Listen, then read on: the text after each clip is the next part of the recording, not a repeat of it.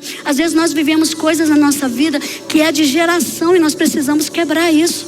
Retém o que é bom. Pega aquilo que você pode, mas deixa aquilo que não é de Deus, porque isso pode ser escravidão para a tua vida. Tem pessoas que falam assim: não, mas na minha família todo mundo morre de câncer. E você vai viver uma escravidão para morrer de câncer? Ou você vai quebrar isso? Na minha família todo mundo morre de acidente. Você vai morrer de acidente. Na minha família todo mundo tem hipertensão. Você vai ter hipertensão. Você vai viver escravo por causa de algo que é geracional. Todo mundo na minha casa se separa. Você vai se separar também. Você vai aceitar essa escravidão na tua vida. Você vai aceitar essa herança na tua vida. Ah, todo mundo morre cedo na minha casa. Tu vai morrer cedo também? Ou é um propósito de Deus? Minha família tinha uma maldição terrível. Morria todo mundo de acidente. Desde que eu tive o entendimento que eu orei, ninguém mais morreu de acidente.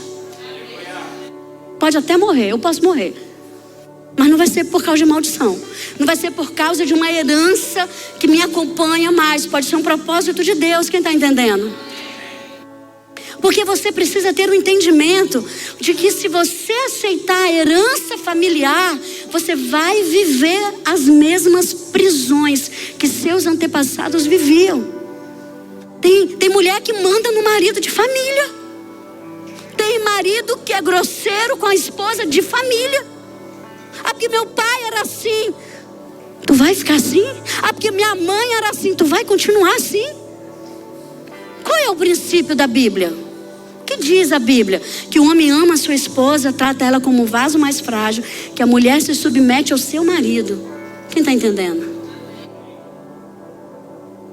Então, se a Bíblia diz alguma coisa que a minha herança familiar vai contra, eu tenho que deixar. Por isso você precisa conhecer a Bíblia. Porque talvez você está vivendo prisões de heranças familiares na sua vida por causa disso. Esses dias uma pessoa chegou para mim e disse assim: ninguém na minha casa casa. Falei para ela: você vai casar. Quando você vem para o meio de Deus, é para você ser livre e não continuar cativo e preso por causa de coisas do seu passado, por causa de sentimentos do seu passado, por causa de coisas que você aprendeu. Sabe aquela história de que a minha mãe cozinha assim, eu vou morrer cozinhando assim? Talvez tenha um jeito melhor de cozinhar. Talvez você pode melhorar a sua receita de família. Quem está entendendo? Talvez você pode mudar a receita de família.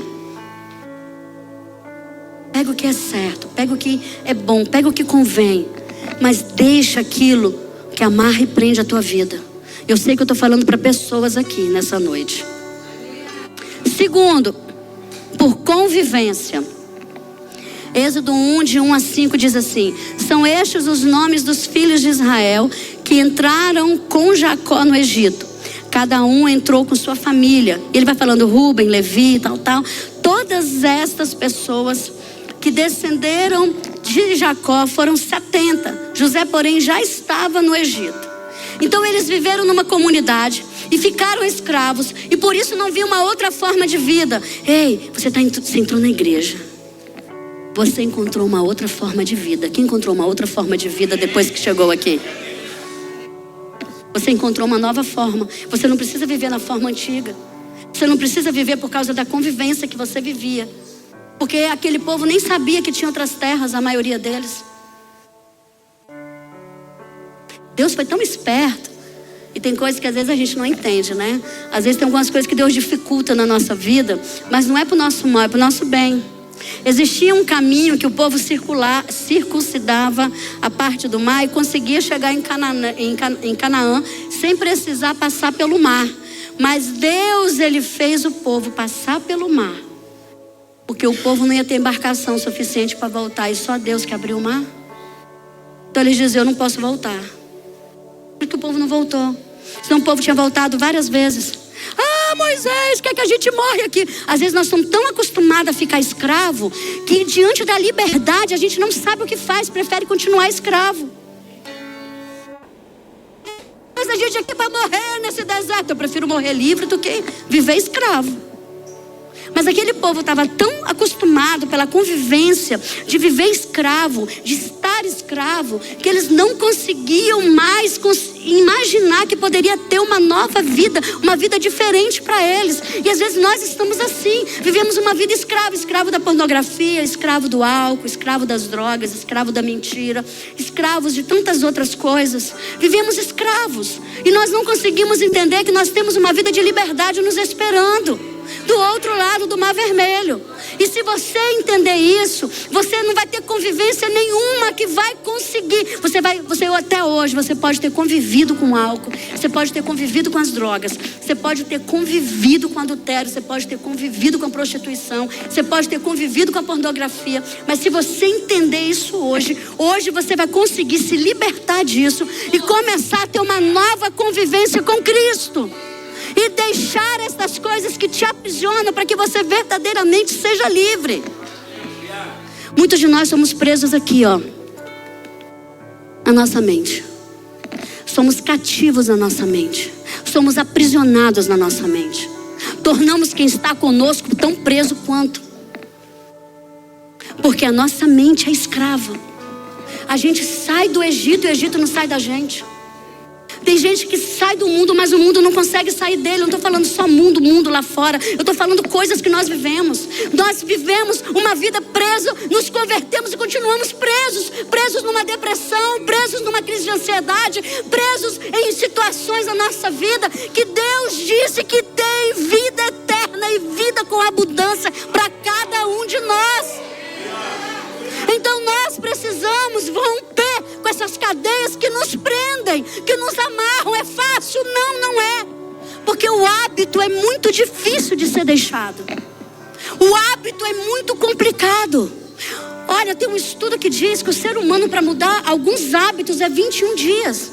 Outros são 3 meses, outros são 6 meses.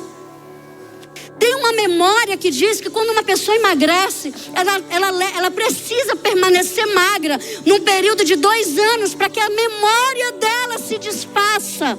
E o físico dela, a mente dela não quer fazer ela voltar a ser o que ela era antes, porque na mente ela está com algum problema. Então nós temos algo dentro de nós que é muito viciante. Nós rompermos isso, romper com essas cadeias do vício, daquilo que nós estamos habituados a fazer é difícil. Quando acho que a apóstola Ju era bem pequena, devia ter uns 5 anos mais ou menos, 6 anos. Não sei nem se eu já tinha. Não, eu não tinha ainda o cooperador Davi. E a gente está passando por processo de libertação. Lembra que eu falei? E tem uma chamada de mentirinha. Causa mal a ninguém. Isso não faz mal. Sabe aquela mentira que você está trabalhando, alguém liga, diz que a mamãe não está. Sabe aquela mentirinha que você diz assim, não, eu não tenho, e você tem. Sabe aquela mentirinha que você chega pro teu filho e fala assim, mamãe, eu posso fazer isso? Não, filho, não dá para você fazer. Mas por quê? Porque mamãe não tem para te dar. E você começa a criar mentiras, que a gente chama de mentira branca. Eu já falei, isso é mentirinha branca. Mentira, mentira. E aí, a gente dá aquele start da conversão. Lembra que eu falei? E um dia eu falei, está errado. Eu não posso mandar a minha filha dizer que eu não estou. Porque aconteceu algumas coisas, dizia assim, fala que eu estou ocupada para ligar mais tarde. A pessoa ficava insistindo, eu tinha que largar o que estava fazendo para ir lá, entendeu? E na fábrica é muito complicado você parar corte, parar essas coisas. Eu trabalhava com isso, né, na empresa que a gente tinha. Era eu que cortava para as costureiras. Então, parar ali o raciocínio para depois você voltar de novo e saber o que você riscou ali, o que é de fato da roupa e o que é retalho. Você para tudo de novo, tem que analisar todo o processo para depois você sair cortando. E aí, eu comecei, quando tocava o telefone, ela não tá, não, diz que eu tô, porque as funcionárias já estavam acostumadas a dizer que eu não tava, porque eu dizia assim, toda vez que eu estiver cortando, se tiver telefone para mim, se não for de morte, diz que eu não tô. Eu comecei a dizer, não, diz que eu tô, mas eu tô ocupado e ligo depois. Ah, mas a pessoa quer falar com a senhora. Eu não posso agora. Depois eu ligo para a pessoa. E eu comecei a mudar algumas coisas. A pessoa perguntava, você pode fazer isso? Posso, mas eu não dá para fazer agora. Ah, você pode me dar isso? Posso, mas se eu te der, eu vou ter um problema cá depois. Ah, se a pessoa te pede um dinheiro na rua, tu diz, eu não tenho. Tu tem. Só que o que você tem está comprometido, quem está entendendo? E a gente começa a perceber que mudar o hábito é muito difícil. A pessoa que diz, eu estou doente. Eu estou doente. Às vezes está até bem. Uma vez uma pessoa falou comigo assim, eu já falo que eu estou com tanta dor de cabeça, que quando eu não estou com dor de cabeça, eu digo que minha cabeça dói. Porque eu já estou tão habituada a dizer que eu estou com dor de cabeça, que o dia que minha cabeça não dói, eu estou dizendo que ela dói. Eu já estou tão habituada a dizer que meu dia está ruim, que até quando o dia está bom, eu digo que está ruim. Porque é um hábito que você cria. Eu quero repreender na tua vida todo aprisionamento por convivência de circunstâncias, por convivência de hábitos que você tem. Você está entendendo o que eu estou falando? Porque você sabe bem o que te aprisiona. Eu quero liberar agora uma unção sobrenatural. Eu quero quebrar esse cativeiro na tua vida hoje. Hoje, pelo poder do nome de Jesus Cristo. Ser livre agora. Ser livre agora. Teu discurso vai mudar. Tuas atitudes vão mudar. Eu quero liberar esta palavra sobre a tua vida em nome de Jesus. E se você recebe, dá um glória a Deus.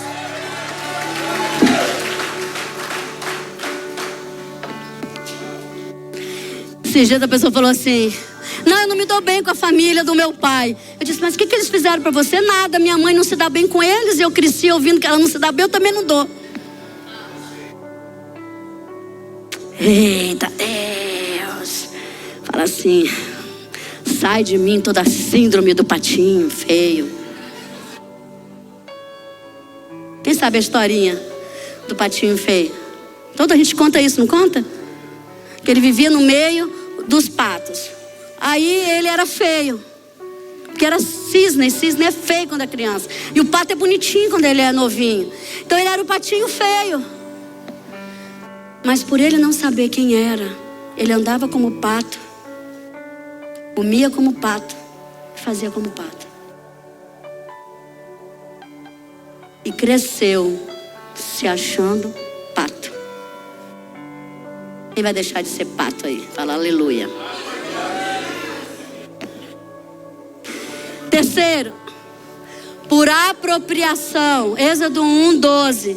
Mas quanto mais os afligiam, tanto mais se multiplicavam e tanto mais se espalhavam, de maneira que se inquietavam por causa dos filhos de Israel.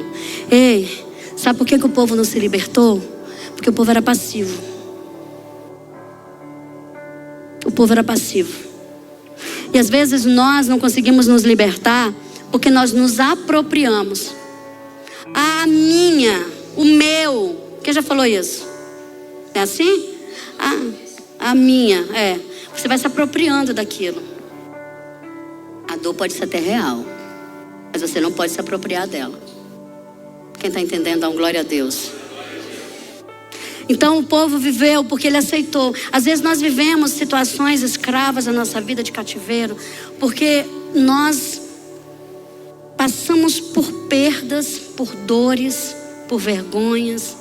Vem sentimentos de inferioridade, de incapacidade. Você diz que pode ficar desse jeito mesmo, porque não mudar é mais cômodo do que mudar. Quem já fez mudança aí? Eu me casei há 22 anos, eu tinha mudado 25 vezes.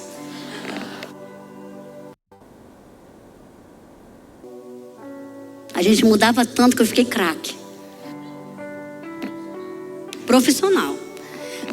Vou mudar, na caixa eu escrevo prato, copo, talher, não sei o que, cozinha. Quarto, Julie, quarto, Davi, lembra? Aí eu ia primeiro, antes de entregar, eu ia primeiro e colocava os papéis. Quarto, casal, quarto, Julie, quarto, Davi. Sala, Botava as coisas ali, dizia aonde ele já vinha com as caixas e já botava nos lugares certos. Banheiro, tudo, já botava ali. Então quando eu ia abrir, eu já sabia o que era. Falei, tem que servir para alguma coisa, gente. Eu mudei tanto, eu tenho que aprender. É possível. Acho que eu estava falando esses dias com a apóstola, eu falei assim, amor, acho que Deus fez eu mudar tanto para hoje eu ficar de boa com tanta mudança que a gente faz. Mas às vezes, nós, por causa de dores, sabe aquela pessoa que está vivendo um casamento terrível, difícil? Mas é mais difícil ela jejuar, orar, pagar um preço, se posicionar, do que deixar as coisas acontecer do jeito que vai. Porque às vezes a escravidão ela é mais confortável. Quem está entendendo? Sabe, Gideão, ele viveu escravo e se apropriou da escravidão. Interessante é que Deus aparece para ele, porque esse anjo era Jesus. Deus aparece para ele e chama ele de homem corajoso. E ele só se lamenta. Eu sou o mais pobre da casa do meu pai. Cadê Deus que fez aquelas maravilhas, que abriu o mar vermelho? E Deus está dizendo assim, ei, eu quero usar você para libertar Israel.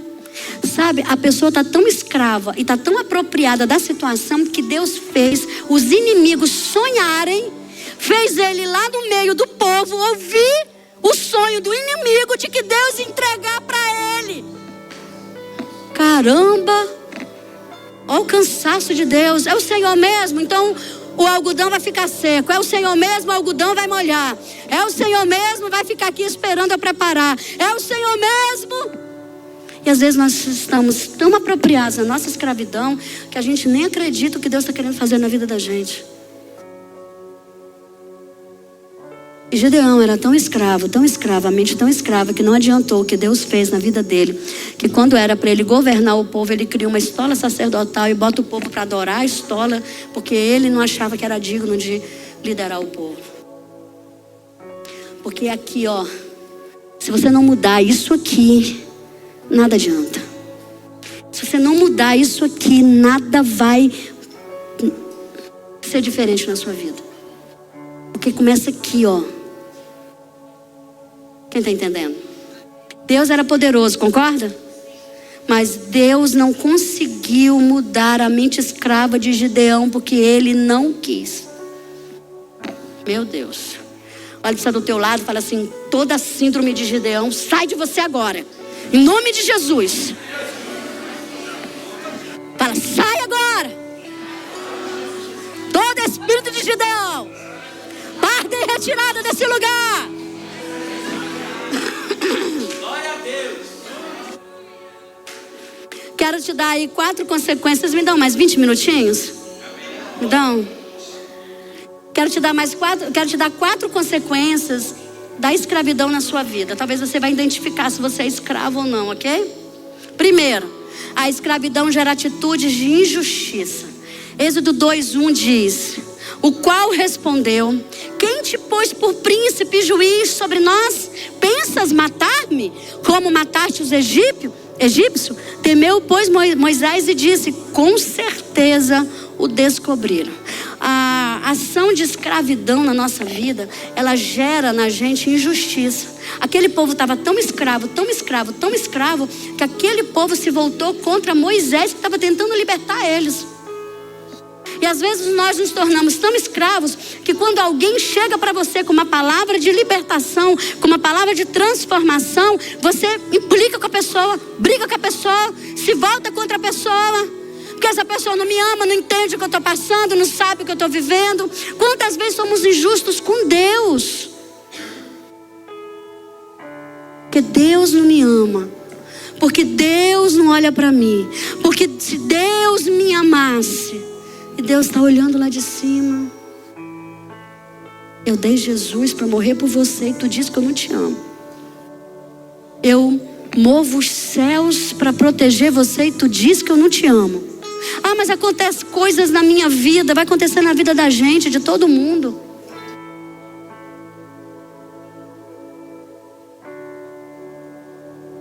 está livre do mal. Mas Deus está com a gente no mal.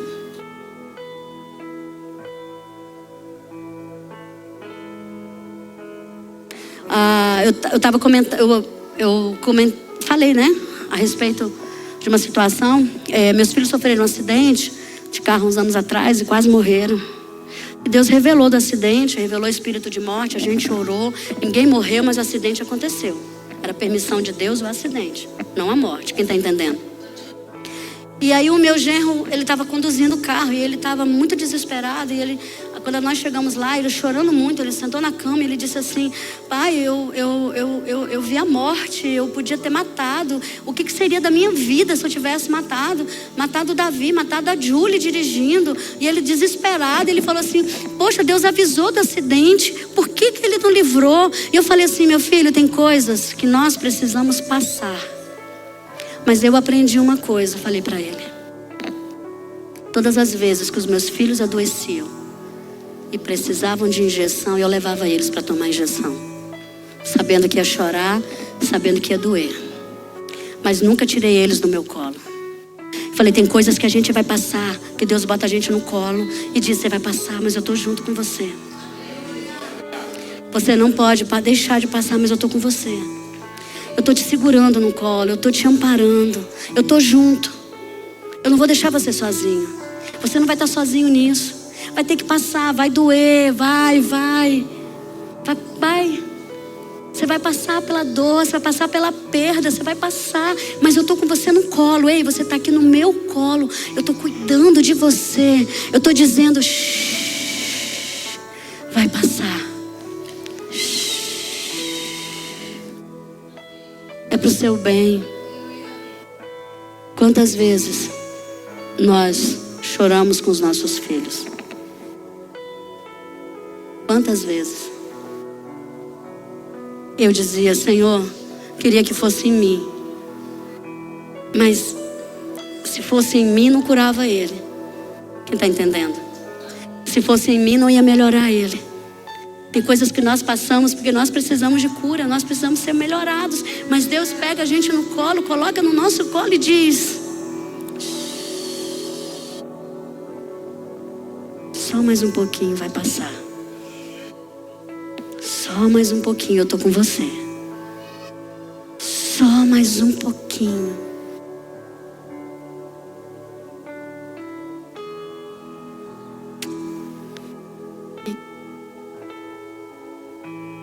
Segundo, a escravidão gera vícios. Número 11:4 diz assim: lembramos-nos dos peixes que no Egito comíamos de graça. Meu Deus, era escravo, amassava barro, carregava peso, construía aqueles monumentos que até hoje no Egito existem. Eram os filhos de Deus que faziam aquilo. E eles diziam: comia peixe de graça. Deixa eu te falar uma coisa: nada é de graça, alguém paga a conta. Tu vai comer um cachorro quente, é de graça, alguém pagou o cachorro quente. Para você é de graça, mas alguém pagou. A salvação é de graça, mas Cristo pagou por ela. Nada desse mundo é de graça, alguém paga. Quem está entendendo? Alguém paga a conta. E eles diziam assim que comíamos de graça dos pepinos, dos melões, dos alhos silvestres, das cebolas e dos alhos. Agora, porém, seca-se a nossa alma e nenhuma coisa vemos senão esse maná.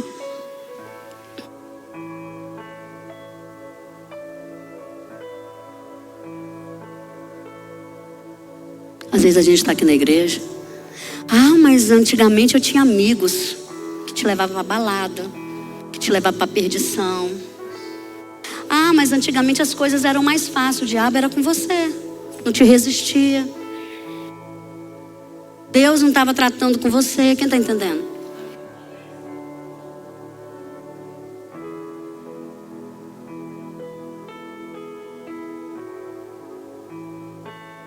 A escravidão gera vícios. Vícios. Tem pessoas que são viciadas em TV, tem pessoas que são viciadas em redes sociais. Tem pessoas que são viciadas em comida, são viciadas em em drogas, em cigarros, em bebidas, em tantas coisas, são viciadas. Porque a escravidão, ela gera vícios na nossa vida. Eu quero profetizar sobre você nessa hora, que em nome do Senhor Jesus Cristo, tudo que até hoje te escravizou, até hoje fez de você cativo, criou um cativeiro para você. Eu quero profetizar que hoje cai por terra, essas portas se abrem pelo poder do nome de Jesus Cristo. Todo espírito opressor, todo espírito que amarra as tuas emoções, que amarra os teus sentimentos, que amarra os teus pensamentos, todo demônio que tem vindo para oprimir você, que entra na tua casa, que entra no teu quarto, que gera contenda, confusão, que gera destruição, miséria, porta fechada, que prende você, eu decreto agora, caindo por terra, pelo poder do nome de Jesus, em nome de Jesus, aleluia. Terceiro, a escravidão gera fé circunstanciais. Êxodo 32:1. Mas vendo o povo que Moisés tardava em descer do monte, acercou-se de Arão e lhe disse: levanta-te, faze-nos deuses que vão adiante de nós, pois quanto a este Moisés, o homem que nos tirou do Egito, não sabemos o que lhe sucedeu. Olha, quando nós somos escravos, nós mantemos uma fé circunstancial. Sabe por que a gente mantém uma fé circunstancial? Porque quando a gente está escravo, a gente só olha o que de bom nos acontece. E a gente quer tudo no nosso tempo. Quem está entendendo? Então, se você ora e Deus não faz, você deixa Deus. Você reclama de Deus, briga com Deus, fica um tempo até sem vir para a igreja. Esses tempos atrás, uma pessoa chegou para mim e disse assim: apóstola, se Deus não responder, eu vou rasgar a Bíblia. Eu digo: aproveita e come para ver se alguma coisa entra em você. Mas apóstolo, eu digo: tu está dizendo que tu vai rasgar a Bíblia se Deus não te responder? E Deus é obrigado a te responder?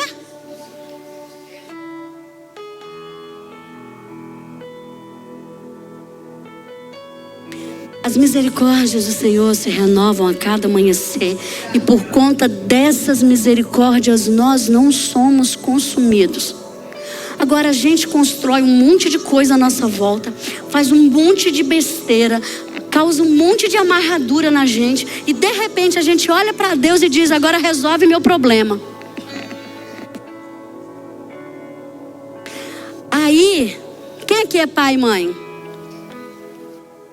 Quando seus filhos são pequenos, que bagunçam o quarto, você vai lá e arruma. Quem já foi, não é assim? Quando eles vão crescendo um pouquinho mais, o que você faz? Manda eles arrumar a bagunça. É ou não é? Não é assim? Aí Deus olha para você e diz: vai arrumar a bagunça. Aí a gente olha para Deus: eu não, mas você vai arrumar para mim a bagunça. O que você faz com seus filhos? Vai arrumar. Senão você vai.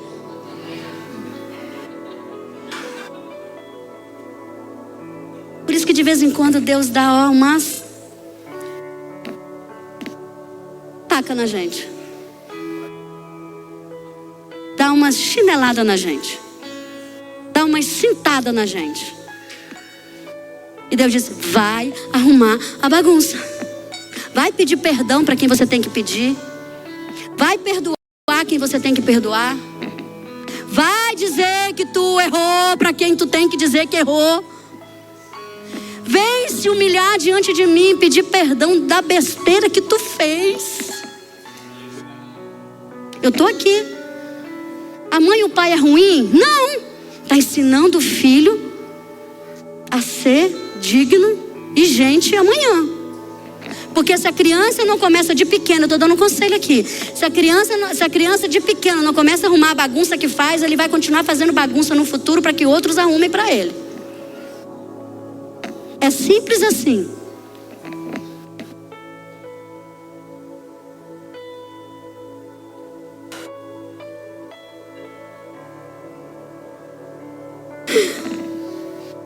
Sabe, a tua fé tem que ser inabalável. Eu estava falando sobre isso no domingo. Depois assiste a ministração de domingo, está no grupo da casa. Assiste a ministração de domingo. A nossa fé, ela não pode ser circunstancial. Ela precisa ser presencial na nossa vida. Independente, Deus fez. Deus pode fazer tudo? Pode. Ele quer? Nem sempre. Pode estragar o processo.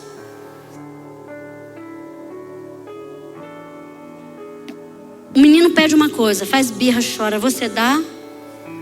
Lá em casa tinha um lema, era assim: ninguém chorava no meu juízo à toa. Fazia birra e chorava, eu falava assim: vai continuar chorando? Vai parar? Eu digo, eu vou te bater, porque aí eu bato e tu chora porque eu te bati. Mas chorar à toa, ninguém chora no meu juízo não. Tá bom.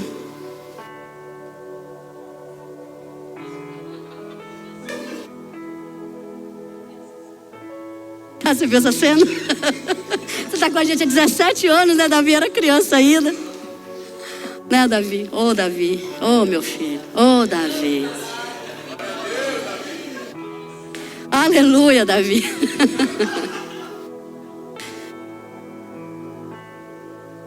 Deus nunca vai te abandonar. Por erro nenhum que você faça.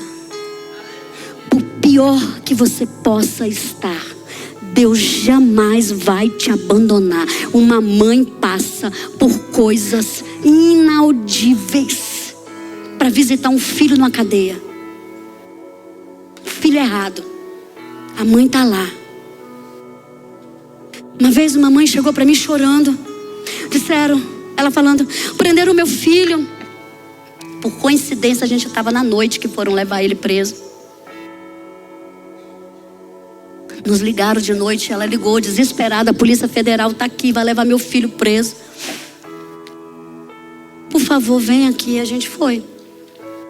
Eu olhei para o meu marido e disse assim, só falta a gente ser preso também, né? E nós fomos. E ele tinha se escondido dentro de um guarda-roupa. Eu não sabia. Graças a Deus não tive que mentir, né? Porque eu digo, não quero saber onde está. Porque se me perguntar, eu vou ter que dizer. Então, para me dizer que eu não sei, eu tenho que de fato não saber.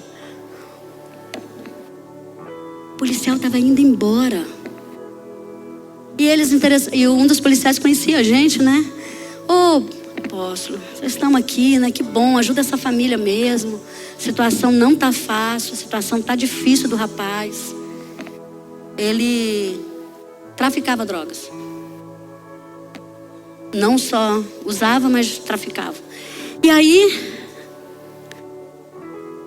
estava indo embora. O cara diz assim, eu posso voltar no seu quarto só mais um pouco, por favor? A mulher olhou, foi o homem. Foi lá e abriu o guarda-roupa. Encontrou ele. Aí eu te pergunto, Deus não é Deus? Porque não guardou ele? Não. Deus corrige o filho que ama. Aí passou, prendeu o rapaz, a mãe chorou. No outro dia a mãe chegou chorando lá, pediu atendimento. E ela disse assim, apóstola, eu botei minha casa à venda, eu vou contratar os advogados para tirar o meu filho. Eu olhei para ela e disse assim, não bota a mão aonde Deus está com ela. Mas como isso? Eu digo, não bota a mão aonde Deus está com ela. Você consegue entender que foi Deus que revelou onde estava o menino? Se você botar a sua mão, Deus não vai trabalhar na vida. Você quer seu filho liberto? Se ele não pagar as consequências. Mas como que eu vou conseguir ver o meu filho preso? Eu digo, você vai conseguir, porque Deus conseguiu ver o filho dele da cruz e não tirou. E se for propósito de tirar, Deus vai usar o advogado que está para fazer. Não coloque a tua mão onde Deus está. E ela chorou muito comigo. O filho dela ficou preso 1 ano. Ela visitava o filho, pediu oração. O apóstolo foi visitar ele. Ele se converteu na cadeia. Deixou as drogas na cadeia. A mãe vendeu a casa para pagar a dívida que ele tinha com o traficante, para não morrer quando eu saísse da cadeia. Daí tudo bem. Quando ele foi solto, Ele hoje é uma outra pessoa. Às vezes nós interferimos naquilo que Deus está fazendo, porque nos nossos olhos humanos parece que Deus não é Deus. Quem está entendendo o que eu estou falando? Parece que Deus é mau.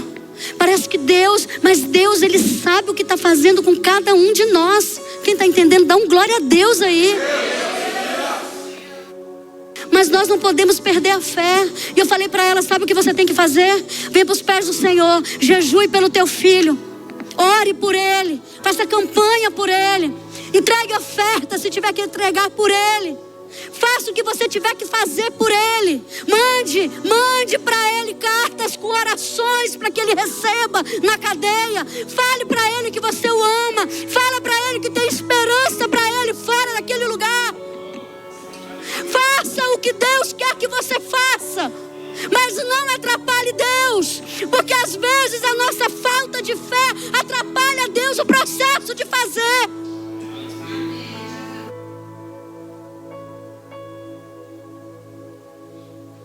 Quarto e último, nós perdemos a capacidade de agir por nós mesmos. Já está passando da hora. Êxodo 20. Ainda bem que eu vi que estava passando da hora antes de levantar a plaquinha, que meu tempo acabou.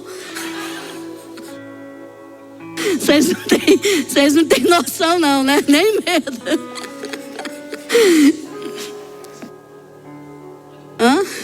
Repetir? A escravidão gera incapacidade de agir por si mesmo. Em Êxodo 20, de 18 a 19, diz que Deus aparece no Monte Sinai. Deus vem com trovão, Deus vem como Deus todo-poderoso. Aquele povo lá de baixo olha para Deus e diz assim: eu não quero me relacionar com Deus para que eu não morra. Porque às vezes o nosso pecado, a nossa escravidão, faz com que a gente foge de Deus. Deus sabia que aquele povo era escravo, sabia que aquele povo estava em pecado, sabia, mandou lavar as vestes deles. Lava suas vestes para que vocês entendam que precisam se purificar, para que vocês se encontrem comigo. E sabe o que Deus quer? Deus não quer que você foge dele por causa dos teus pecados, nem por causa do cativeiro que você está vivendo. Deus quer que você se aproxime dele, porque só ele pode libertar você. Mas aí a gente fica, por causa das nossas culpas, manda outro orar, manda outro jejuar pela gente, manda outro interceder por nós. Para de vir na igreja, para de servir Deus, porque a gente acha que nós não temos a capacidade, ou nós não temos a hombridade de estar diante de Deus. E não tem mesmo. Quem peca e quem não peca, porque nós já temos a nossa natureza pecaminosa e dependemos de Deus para isso. Mas para libertar-nos de todo o cativeiro, você precisa voltar a ter governo sobre a tua vida. Quem está entendendo? Senhor, eu preciso da tua ajuda para largar isso. Eu preciso da tua ajuda para sair disso. Eu preciso da tua ajuda, Senhor, para não fazer mais isso. Eu preciso da tua ajuda, Senhor. Senhor, hoje eu errei, hoje eu caí, Senhor, mas eu quero me levantar, Senhor, em ti, porque o cair é do homem, mas o levantar é de Deus. E se você está longe de Deus, ninguém te levanta. O diabo só vai pisar em você. Quem está entendendo? Então você precisa voltar à sua capacidade. E eu quero liberar hoje uma unção sobrenatural. Eu queria que a equipe de louvor estivesse aqui comigo.